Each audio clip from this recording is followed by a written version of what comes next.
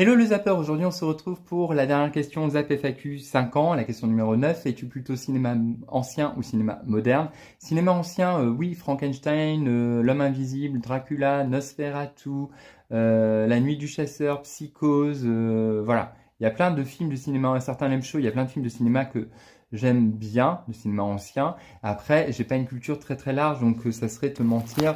Je dirais plutôt que ce que je préfère, c'est le cinéma moderne, mais j'ai apporté une nuance. Le cinéma moderne, fin des années 70 à début des années 2000, parce que je trouve que ça avait du charme si on prend les animatroniques, les maquettes, etc., qu'on pouvait retrouver dans du Burton avec Beetlejuice, ou dans les Gremlins, ou dans Jurassic Park, etc. Je trouve que ça a vraiment du charme.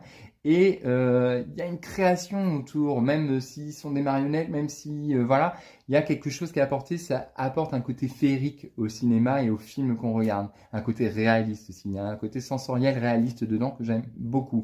Il n'y a pas longtemps sur Facebook, en fait, on m'a dit les Gremlins c'est surcoté. Je dis mais pourquoi tu dis ça, t'es fou de dire ça? Mais si toi ça t'amuse de regarder des marionnettes avec des mouvements limités, ben retourne voir tes jouets.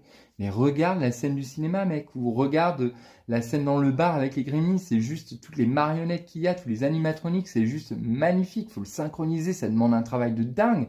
Moi, j'adore. Donc, tout ce cinéma moderne-là, Alien aussi, Le Huitième Passager, je trouve ça fantastique. C'est le côté artisanal du cinéma que j'aime. Et voilà, pour moi, ça n'a pas de prix. Après, je dis pas que ça vieillit pas. Un Dracula, quand tu regardes le Dracula d'Universal Monster, on voit la chauve-souris. À un moment, on voit que c'est une chauve-souris en plastique, mais je trouve ça charmant, quoi, tu vois. Alors que les CGI, ben, les films numériques, je trouve que des fois, quand tu vois l'incruste en fond derrière, du fond vert, etc., ça fait mal aux yeux et moi, ça me sort plus facilement du film que quelque chose qui a été fait à la main avec du cœur, etc. Je dis pas que c'est pas fait avec du cœur, mais je sais pas comment l'expliquer. Il n'y a pas la même volonté, il n'y a pas la même création derrière, la même démarche artistique.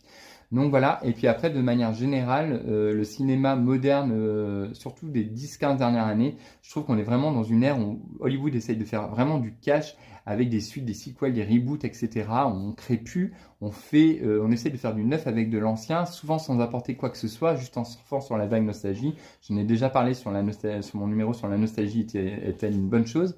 Et voilà, je trouve que ça apporte pas grand-chose et j'ai beaucoup du mal à vibrer avec le cinéma actuel. Et d'ailleurs là, tu me demandes spontanément de te citer un film qui m'a fait vibrer ces 10 dernières années. Ce serait très compliqué pour moi de te le dire.